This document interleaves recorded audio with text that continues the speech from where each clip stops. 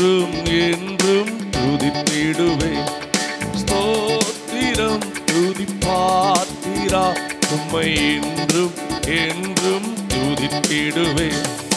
காத்தீரே எம்மை கருத்தாக, வழுவாமல் எம்மை உமக்காக,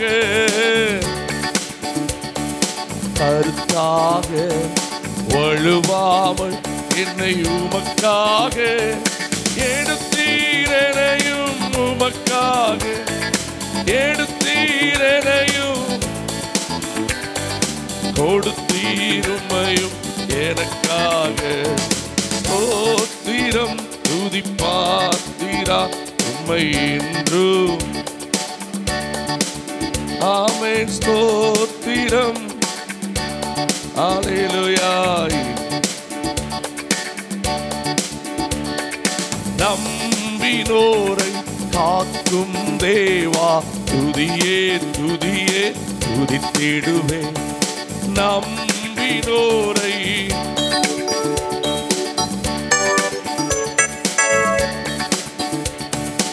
எல்லா குறையும் தீர்த்தீரே, கொல்லையாவும் தொலைத்தீரே.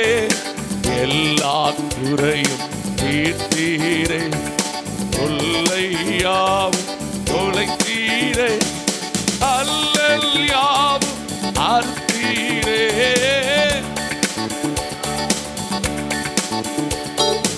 அடையும் எனையும் மீட்டீரே. ஸ்தோத்திரம் துதிப்பாத்திரா உம்மை என்றும். ஸ்தோத்திரம் துதிப்பாத்திரா உம்மை என்றும். அல்லேலூயா, அல்லேலூயா, அல்லேலூயா, அல்லேலூயா. கரங்களை தட்டி அல்லேலூயா, அல்லேலூயா, அல்லேலூயா, அல்லேலூயா. ஆத்துமமே என் முழு உள்ளமே ஆண்டவரை பொழுதேற்று இந்நாள் வரை அன்பு வைத்தாதரித்த உன்னாண்டவரை பொழுதேற்று. அத்தனை பேரும் சேர்ந்து பாடி கர்த்தரை உயர்த்துங்கள். பொழுதேற்று இந்நாள் வரை உன்னாண்டவரை ஆசையா போற்றிடும் வானோ புதலத்துள்ளோ சாற்றுதற்கரிய தன்மையுள்ள. போற்றிடும் வானோ புதலத்துள்ளோ சாற்றுதற்கரிய தன்மையுள்ள. ஆத்துமமே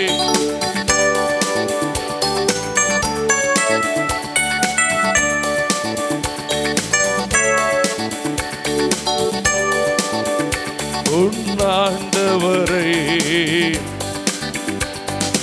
உற்றுணக்கிறங்கி உரிமை பாராட்டு முற்றும் கிருபையினார். நம்மேல் இரக்கம் வைத்து கவனமாய் பார்த்துக் கொள்ளுகிறது ராஜாவை உயர்த்தி முற்றும் கிருபையினால் மூடி சூட்டும். ஆத்துமமே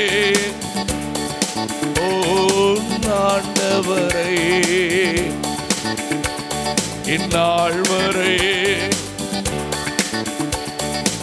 ஆண்டவரை காக்கும் கரங்கள் உண்டன காத்திடுவார் கிருபையாலே.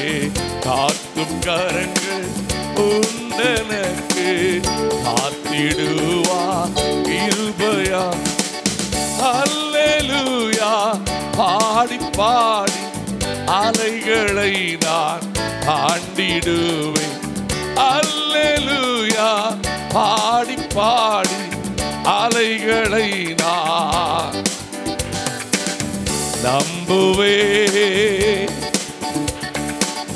நம்புவே. இயேசு இந்த காலையில நம்புவே. அவர் பேரை சொல்லி ஆமென் ஹல்லேலூயா நம்புவே. இயேசுவை நம்புவே. இன்னும் சத்தமா நம்புவே. ஓஹோ நம்புவே. அத்திமரம் துளிர் விடாமல் ஆட்டு மந்தை முதலற்றாலோ எத்தனை போராட்டம் வந்தாலும் ஓ ஆட்டு மந்தை முதலற்றாலும் கர்த்தருக்கு காத்திருப்போம் வெட்கப்பட்டு போவதில்லை. கர்த்தருக்கு ஆமென். ஓ உள்ளத்தின் ஆழத்திலிருந்து நம்புவே. இயேசுவை நம்புவே. அறிக்கை பண்ணி சத்தமாய் நம்புவே.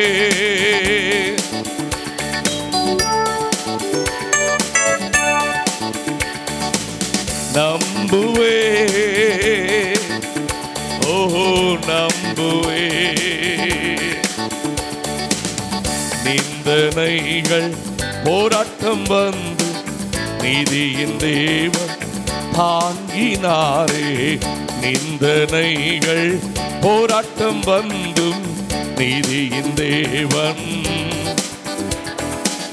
நேசக்கோடி என்மேல் பறக்க. என்னை நேசிக்கிறவருடைய கரம் என்னோடு இருக்க. நேசக்கோடி என்மேல் பறக்க. நேசருக்கா ஜீவித்திடுவே. நம்புவே. இயேசுவை நம்புவே. இயேசுவை நம்புவே. ஓரா பாபா பாபா கரதலலபா. ஓஹோ நம்புவே. ஓ நம்புவே. இடைவிடா நன்றி உமக்குத்தானே. இணையில்லா தேவன் ஆமென். இடைவிடா நன்றி உமக்குத்தானே. இணையில்லா தேவன். என்ன நடந்தாலும் நன்றியா. யார் கைவிட்டாலும் நன்றி. என்ன நடந்தால்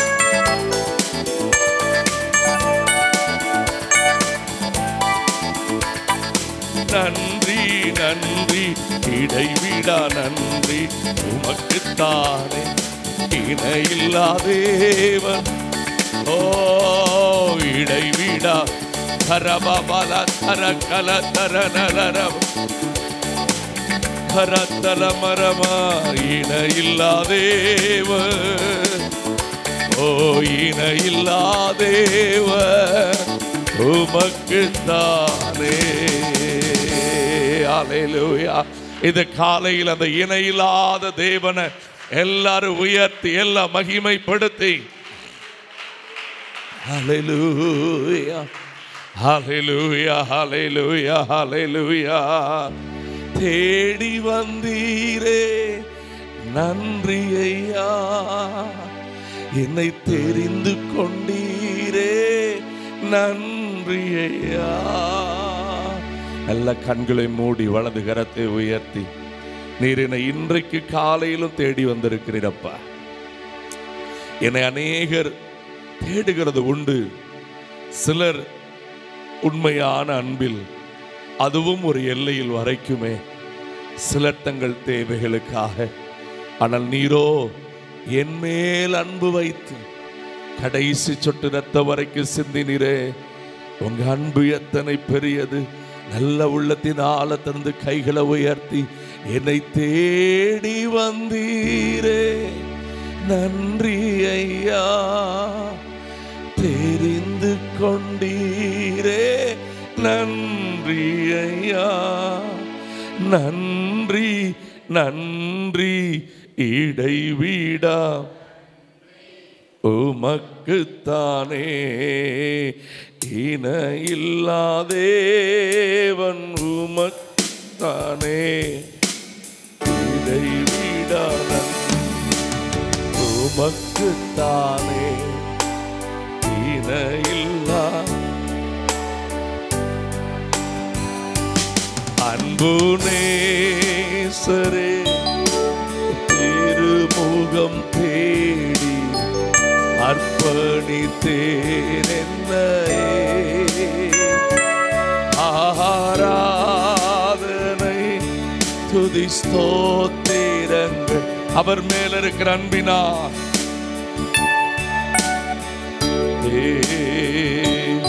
ஆராதனை துதி உங்கள் உள்ளம் பாட விட்டு கொடுங்க.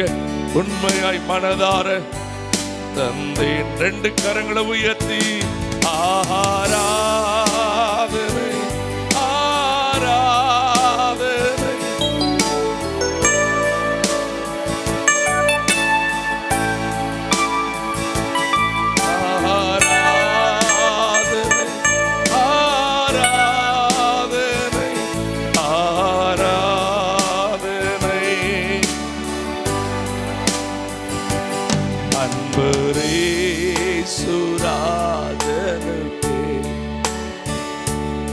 ஆவியான தேவனுக்கே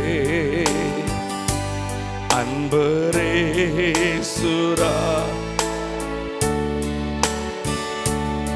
ஆவியான தேவனுக்கே.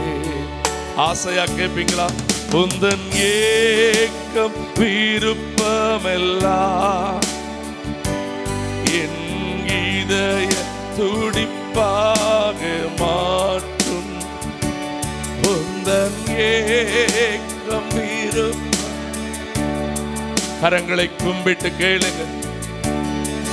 துடிப்பாக மாற்றும் என் ஜீவ நாட்கள் எல்லாம் ஜெப வீரன் எழுதும் என் ஜீவ. தேங்க்யூப்பா வீரன். அத்தனை பேருமாய் நல்ல கரங்களை உயர்த்தி புதிய மாதத்தின் காலையில உம்மை கனம் பண்ணுகிறோம். ஜீவ பலியா ஆராதனை ஆராதனை.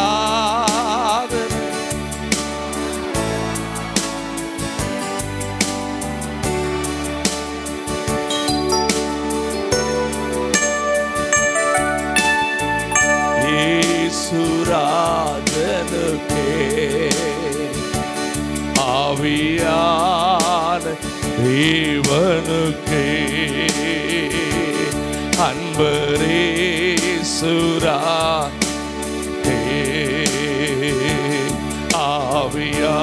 ஆவியானதே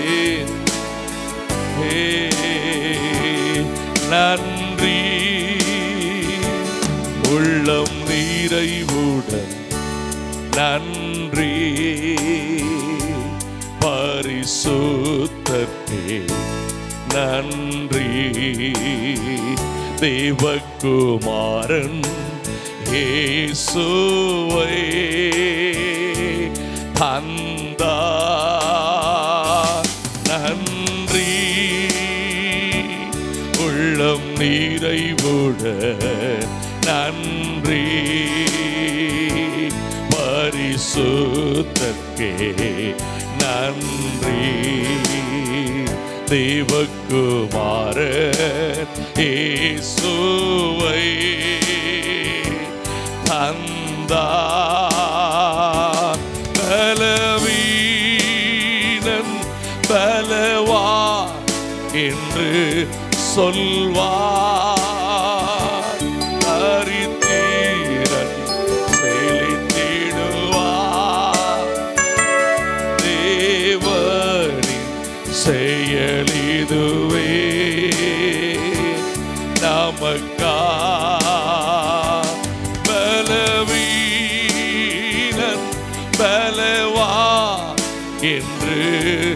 சொல்வார், தரித்திரன் செழித்திடுவார். தேவனே செயலிதுவே நமக்காய் நன்றி. ரெண்டு கையை உயர்த்தி give thanks with a grateful heart. Give thanks to the Holy One. Give thanks because He's given Jesus Christ has loved. And now let the weak say, I am strong. Let the poor say, I am rich, because of what the Lord has done for us. Give thanks. தலைகளை உயர்த்தி கரங்களை உயர்த்தி கடந்த 122ஆம் சங்கீதத்தினுடைய இறுதி வசனத்தை நாம் வாசிக்க தேவன் அந்த வார்த்தைகளை நமக்கு தந்து நம்மை ஆசீர்வதிக்கும்படி விரும்புகிறார். வாசியுங்கள். 122ஆம் சங்கீதம் 9ஆம் வசனம். எங்கள் தேவனாகிய கர்த்தரின் ஆலயத்து நிமித்தம் நான் உனக்கு என்ன உண்டாக தேடுவேன்? எருசலேம் பட்டணத்தை குறித்து தாவீதுக்கு மிகப்பெரிய பாசம் உண்டு, வாஞ்சை உண்டு. அதற்கு ஒரு முக்கியமான காரணம் அந்த எருசலேம் பட்டணத்தில் இருந்த ஆலயம். அல்லேலூயா.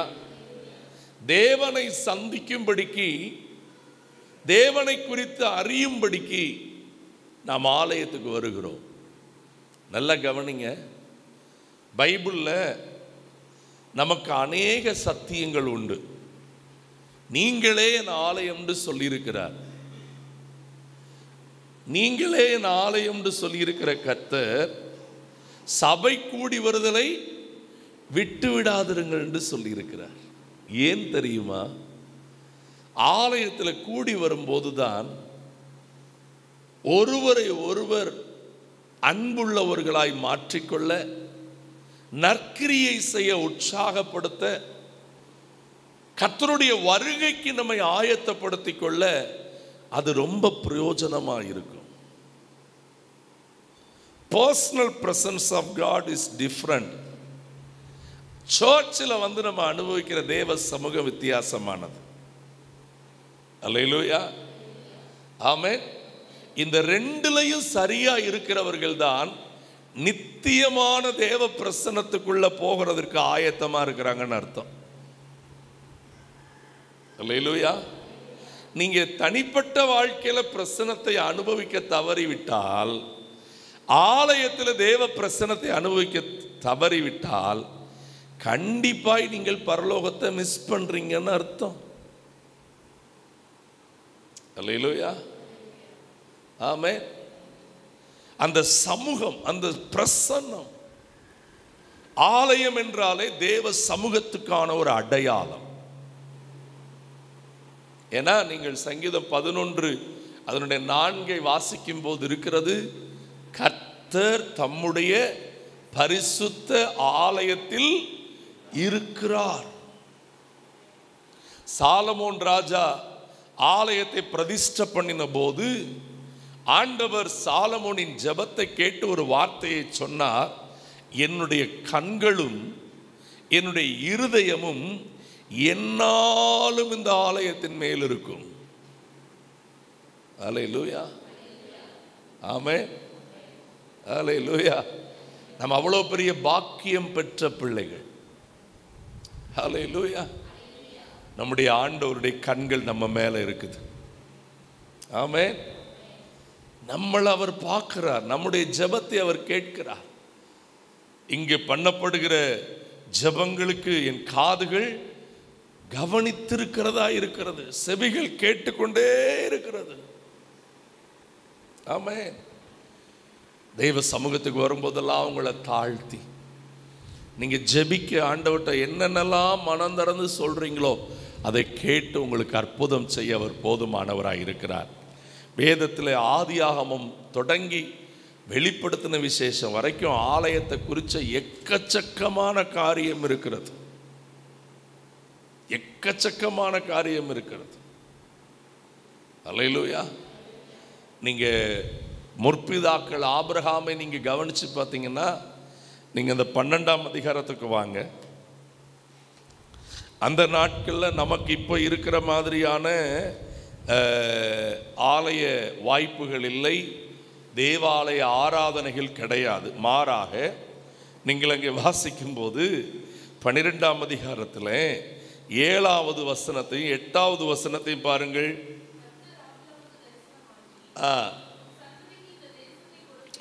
எவ்வளோ பெரிய வார்த்தையை ரொம்ப ஆசையாக பேசுகிறார் பாருங்க ஆண்டவர்.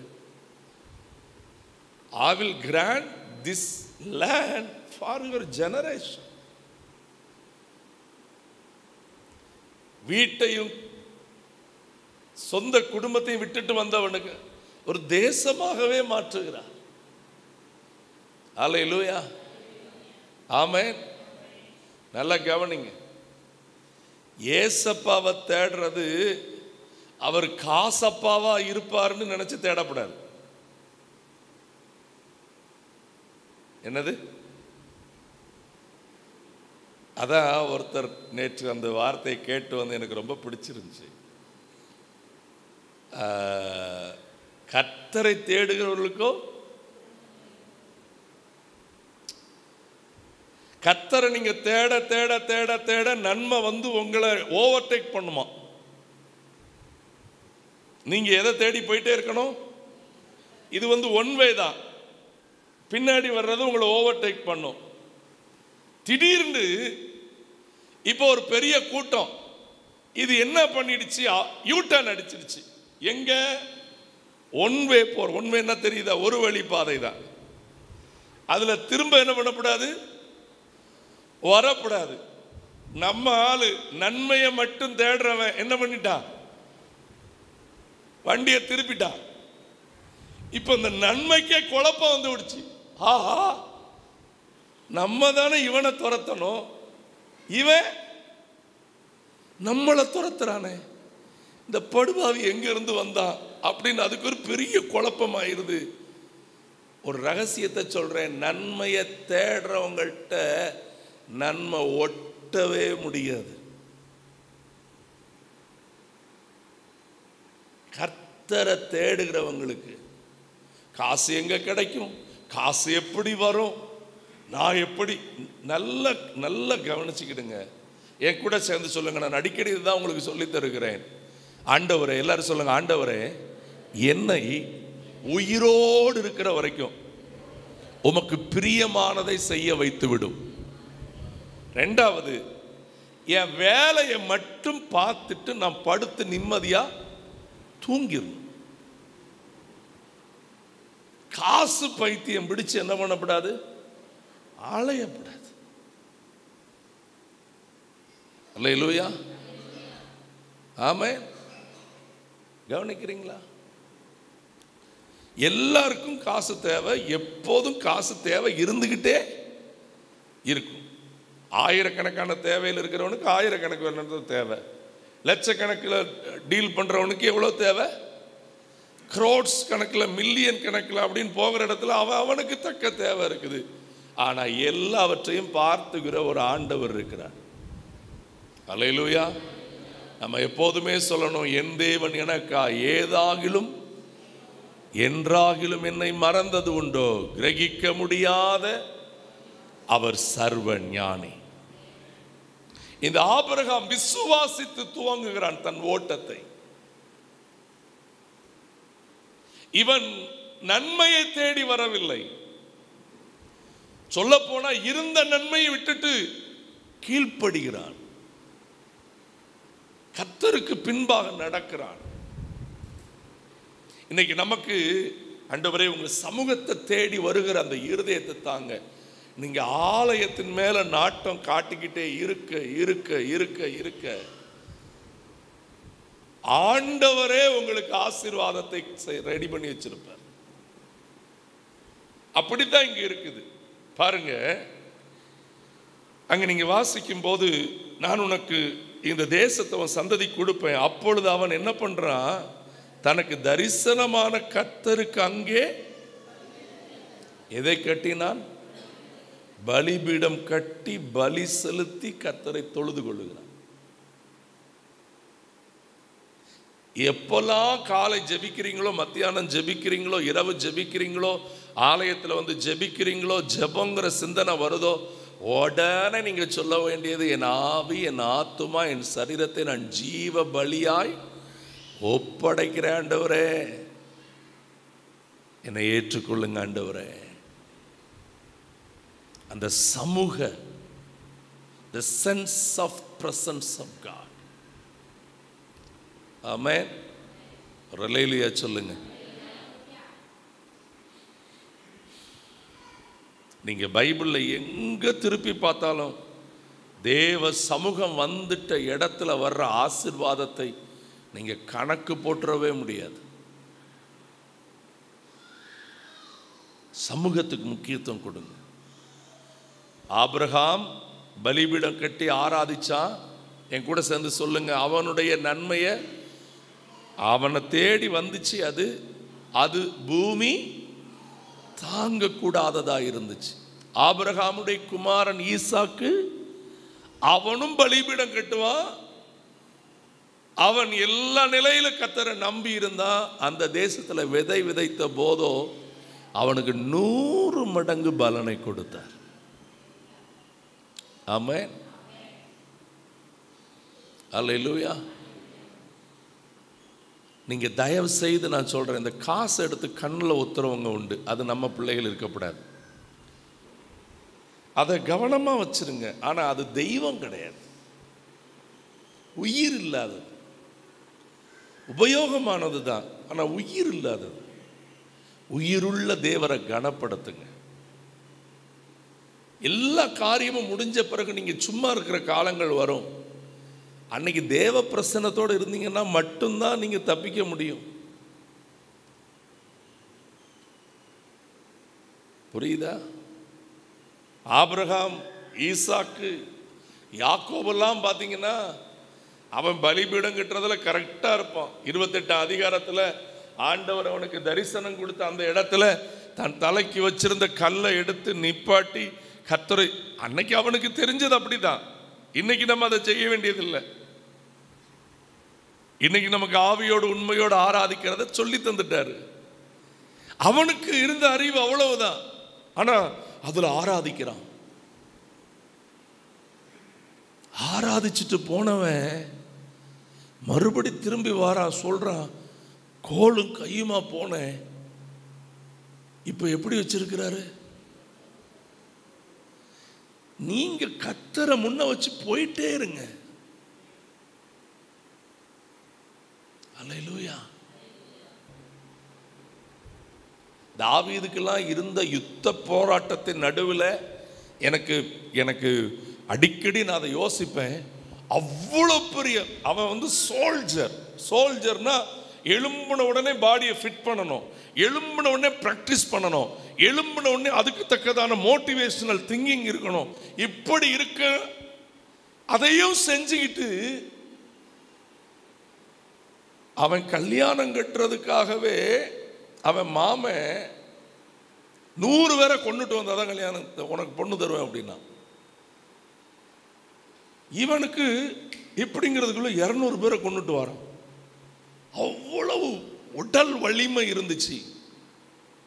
சொல்லுங்க, உடல் வலிமை, மன வலிமை இதெல்லாம் ரொம்ப இருந்தாலும் அதெல்லாம் குப்பையாய் வைத்து விட்டு ஆலயம் வந்துட்டுனா, தேவ பிரசன்னம் வந்துட்டுனா, தாவீத மாதிரி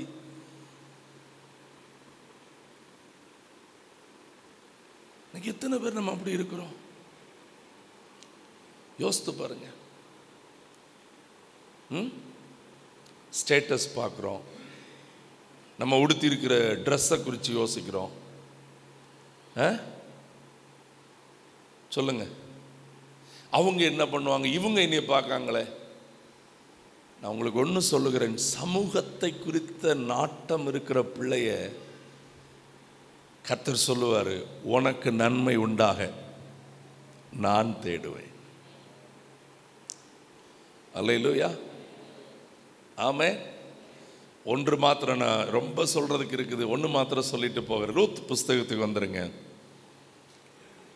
ஆபிரகாம், ஈசாக்கு, யாக்கோபு எப்படி தேவ சமூகத்தை விரும்பி ஆசீர்வதிக்கப்பட்டார்களோ அதே காரியம்தான் ரூத்தின் புஸ்தகத்தில் 10 வருஷம் இந்த அம்மா புருஷன் கூட வாழ்ந்திருக்குது.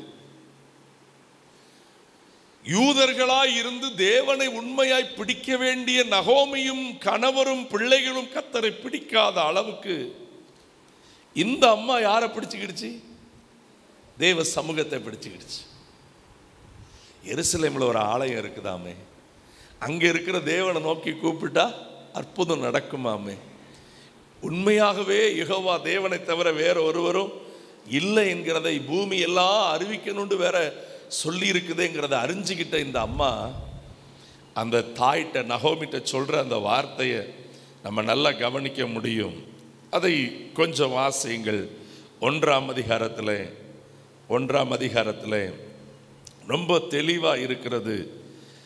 வாசியுங்கள். 16ஆம் வசனம். நான் உம்மை பின்பற்றாமல், ஆக்சுவலி இவ நகோமியை பின்பற்றுறதுக்கான சீக்ரெட் என்ன அப்படின்னா, நீர் போகும் இடத்தில், நீர் தங்கும் இடத்தில் உம்முடைய ஜனம், ஏனென்றால் நான் யாரை தேடி இப்பொழுது அடியெடுத்து வச்சாச்சு? உம்முடைய தேவன், என்னுடைய தேவன். ஹல்லேலூயா. பைபிள்ல தெளிவாகவே நீங்கள் லேவியராகமத்தில் நினைக்கிறேன் ஒரு பகுதியில் இருக்குது பாருங்க, 10ஆம் அதிகாரமா. அங்கே நீங்கள் வாசிக்கும்போது திட்டமாகவே இருக்கிறது. இந்த ரூத்தின் வம்சத்தாராகிய இந்த ஜனக்கூட்டம் எங்கேயே வரக்கூடாதுன்னு இருக்குது, ஆலயத்துக்குள்ளேயே வரக்கூடாது அப்படின்னு இருக்குது. ரூத் மோவாபிய ஸ்திரீ. அல்லேலூயா, ஆமென். மோவாபியர்கள் எங்கேயே வரக்கூடாதுன்னு இருக்குது, ஆலயத்துக்குள்ளேயே. எடுத்தீங்களா பைபிள் தெரிஞ்ச பிள்ளைகள்?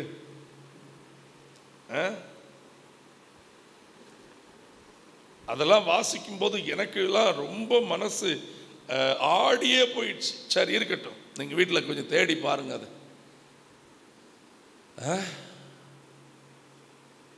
10ஆம் தலைமுறை வரைக்கும் அதை என்ன சொல்றேன்னா, எவ்வளோ காலம் ஆனாலும் வரக்கூடாது. ஏன்னா இந்த மோவாபியர்கள் எப்படி பிறந்தார்கள் அப்படின்னா, அது ஒரு அருவருப்பான ஹிஸ்டரி. அப்பாவுக்கு பிள்ளையை பெத்தெடுத்த கதை. எவ்வளவு பெரிய அருவருப்பு! அருவருப்புகளின் வழியே வந்த சந்ததிகள். ஆண்டவர் அதை வெறுக்கிறார். ஆனா அந்த குப்பைக்குள்ள கிடந்த ஒரு மோவாபிய ஸ்திரிக்கு சமூகத்தை குறிச்ச ஒரு யோசனை வந்துடுச்சு. நீங்க யாராகவும் இருக்கலாம், பிரசன்னம், ஆலயம், நான் எல்லாத்தையும் விட்டுறதை என்னை கழுவி கொள்ளுகிறேன் என்று எழும்பிட்டீங்கன்னா, ஏன்னா இதனாலதான் 3ஆம் அதிகாரம் ஆரம்பிக்கும் போதும் 3ஆம் அதிகாரம் முடியும் போதும் திட்டமாய் அந்த காரியத்தை நீங்க கவனிக்க முடியும். ஆண்டவர், ஆமென், எல்லாவற்றையும் தொலைத்து நிற்கிற நகோமியின் வாயிலிருந்து ரூத்தை பார்த்து பேசுகிறார். என்ன பேசுகிறார்? 1ஆம் வசனம். என் மகளே, நீ சுகமாய் வாழ்ந்திருக்கும்படிக்கு ஆலயத்து நிமித்தம் நான் உனக்கு நன்மையை தேடுவேன்னு சொன்னார் பாருங்க. தேவனை தேடி வந்தது நிமித்தம். அல்லேலூயா. அப்போ நீங்கள் இன்னைக்கு பைபிளை கையில் எடுத்து முத்தமிட்டு நீங்கள் சொல்லலாம், ஏசப்பா உங்களை நம்பி நான் வர்றதுனால.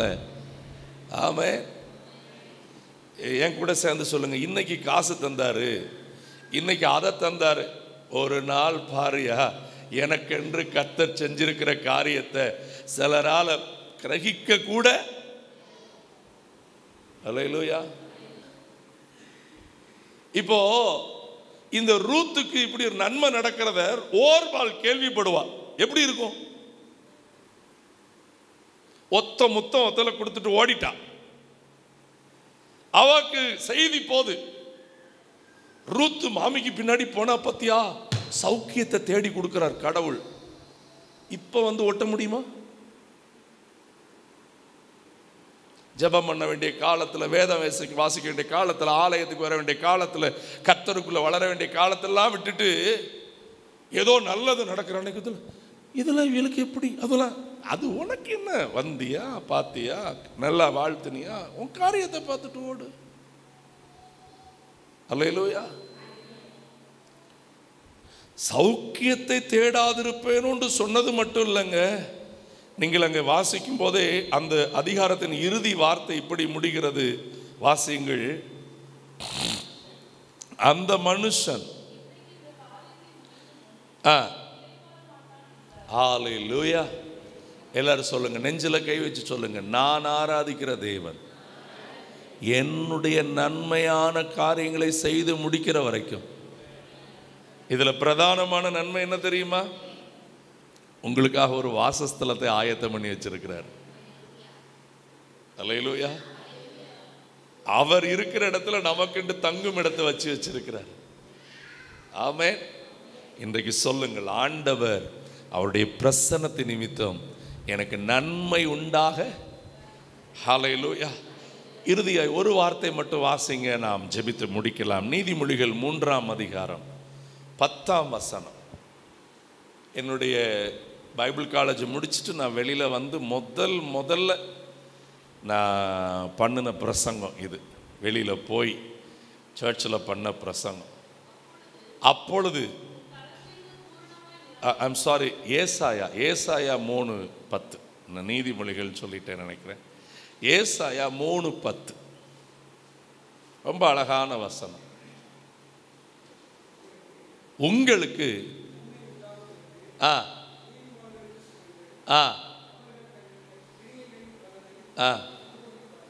ஹல்லேலூயா. ஆமென். நீதிமான்களை பார்த்து பக்கத்தில் பார்த்து சொல்லுங்க, உங்களுக்கு என்ன உண்டாகும்? ஆமென். ஹல்லேலூயா. உங்களுக்கான நன்மை என்ன பண்ணும்? உண்டாகும். எல்லாரும் சொல்லுங்க.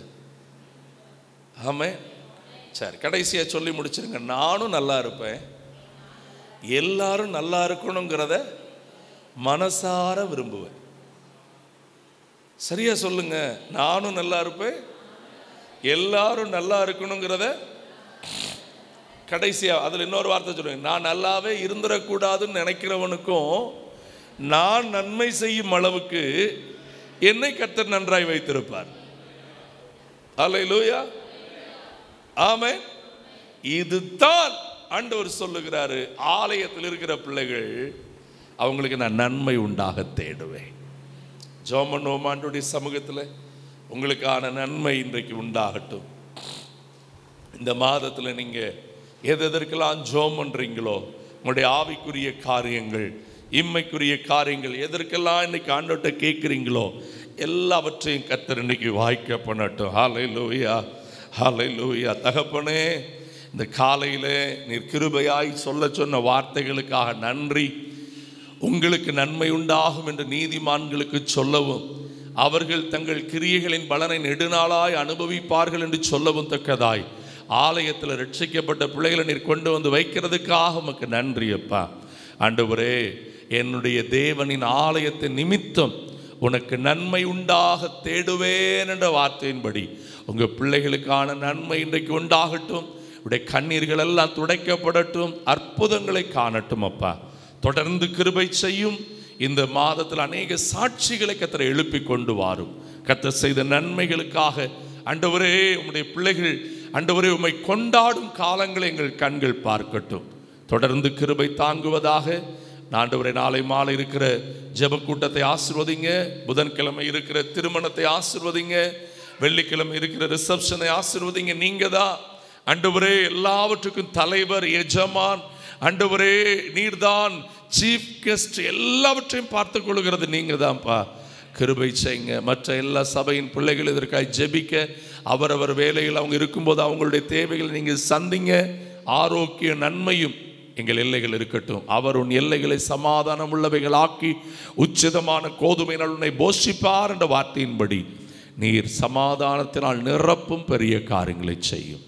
இயேசுவின் நாமத்தில் வேண்டிக் கொள்கிறோம் எங்கள் ஜீவனுள்ள நல்ல பிதாவே, ஆமென். சேர்ந்து சொல்லுங்களேன். ஆத்துமாவே கர்த்தரை ஸ்தோத்திரி, முழு உள்ளமே பரிசுத்த நாமத்தை ஸ்தோத்திரி. என் ஆத்துமாவே கர்த்தரை ஸ்தோத்திரி, கர்த்தர் செய்த சகல உபகாரங்களை மறவாதே. ஆமென். அல்லேலூயா.